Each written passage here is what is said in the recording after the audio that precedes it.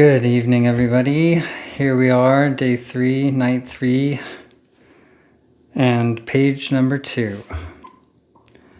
When we compel ourselves to perform a mitzvah that is beyond our understanding, we attain connection with God. Most people do not understand this at all. A little bit cryptic. Interestingly, the translator decided to leave out a couple of words here. Mitam jazehu ratzon haloki, which means for the reason that this is the will of God. So if we perform a mitzvah that is beyond our understanding, because it is the will of God, then we attain connection with God, meaning we might not understand why a mitzvah is a particular mitzvah, but if we have a particular emunah, if we have a particular faith that this is actually the Ratzon Hashem, this is the will of God, then by doing that, by actually transcending our need to understand why, we attain a connection with God because we do it because we understand that it is the will of God. Now, that can be complicated. It doesn't mean that you should follow every mitzvah on rote or mechanically just because it's a mitzvah and you think that it's the will of God. I think it's more personally, it means more like when you feel that a particular mitzvah is the will of God, even if you don't necessarily understand it, and you do it because you feel that that is the will of Spirit, then that brings about a connection directly to God.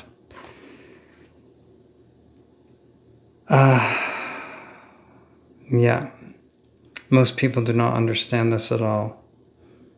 I think that is just kind of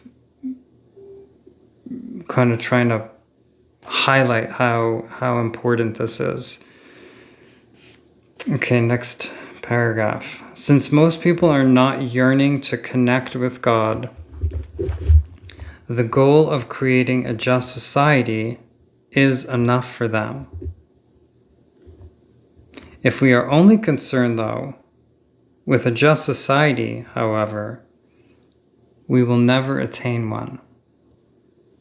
If we are only concerned with a just society, however, we will never attain one.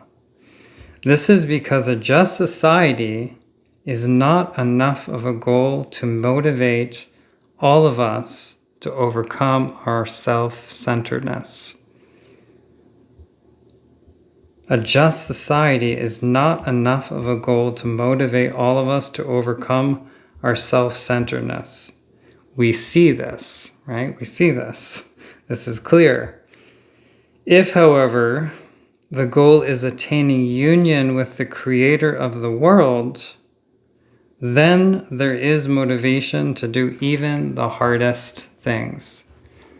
So the Rebbe is pointing out here that the goal of a just society is not enough to motivate all of us to overcome our self-centered nature.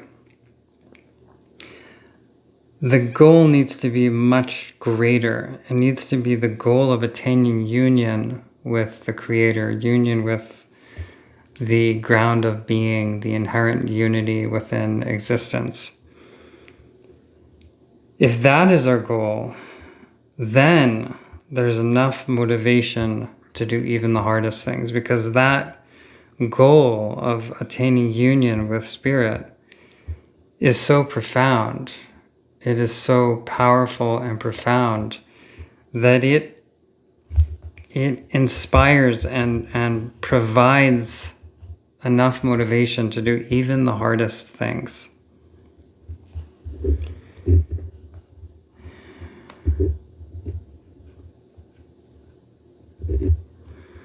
Okay, the Rebbe would say, I have not yet met a person who who paces from wall to wall, concerned, thinking, Master of the world, what can I do for my friends?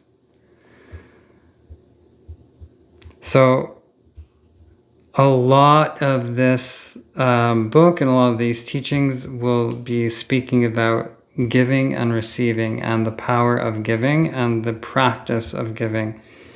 And a lot of these quotes will talk about how we can give and be motivated to give to others and to give to our friends. So this quote is saying that the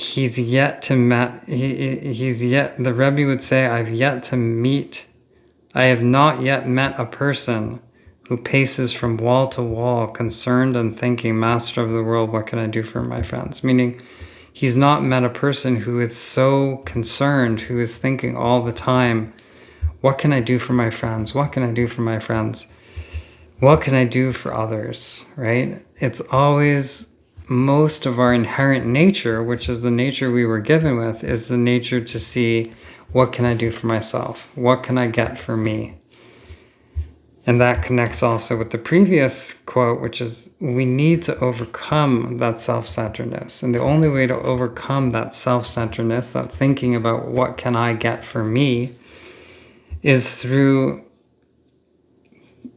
getting the goal of attaining union with the divine. If we start to move towards that as our goal, that inherently helps us overcome our self-centered nature.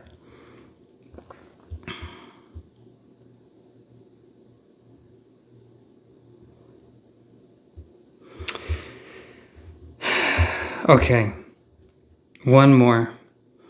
Only people who are out of their minds are able to think that God has a preference for one nation over any other. Only people who are out of their minds are able to think that God has a preference for one nation over any other.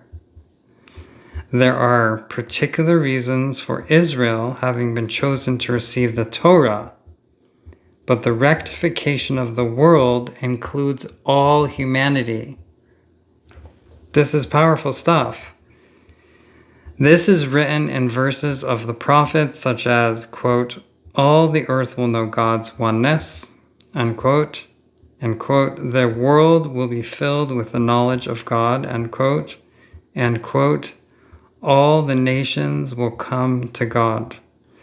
So this is profound. I mean, all this stuff out there about the Jews being the chosen people and this ethnocentric perspectives on the Jews are so special, and even there's so much confusion around this chosen people concept. And this quote is directly saying, only people who are out of their minds are able to think that God has a preference for one nation over any other.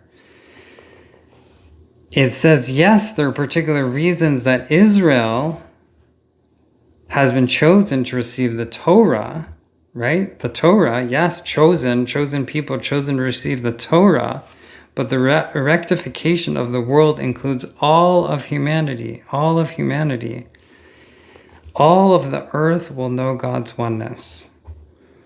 So if you've been struggling with the concept of chosen people, or if people have been pointing at you as a Jew and saying, what about this whole chosen people thing?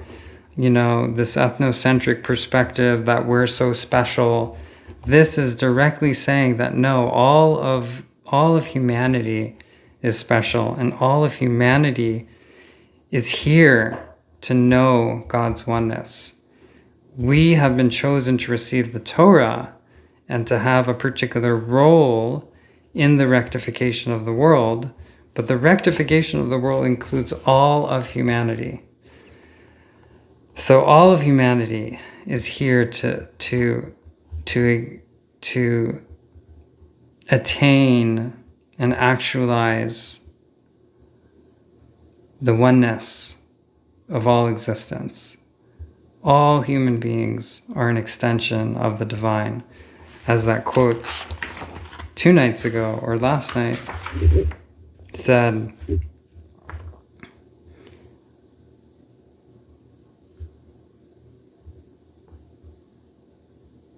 the spiritual does not divide into parts. And each and every person, not each and every Jew, each and every person, each and every human is the entirety of God and all of God's glory. So this is really like powerful material, transcending concepts of separation and division between nations, between Jew and not Jew, and really understanding the spiritual essence of all humanity. Okay, we'll pause there. So I hope you had a good day. I hope you have a good night. And if you're on the screen challenge, please comment how that's going for you. For me, it's going great. I'm definitely getting more sleep.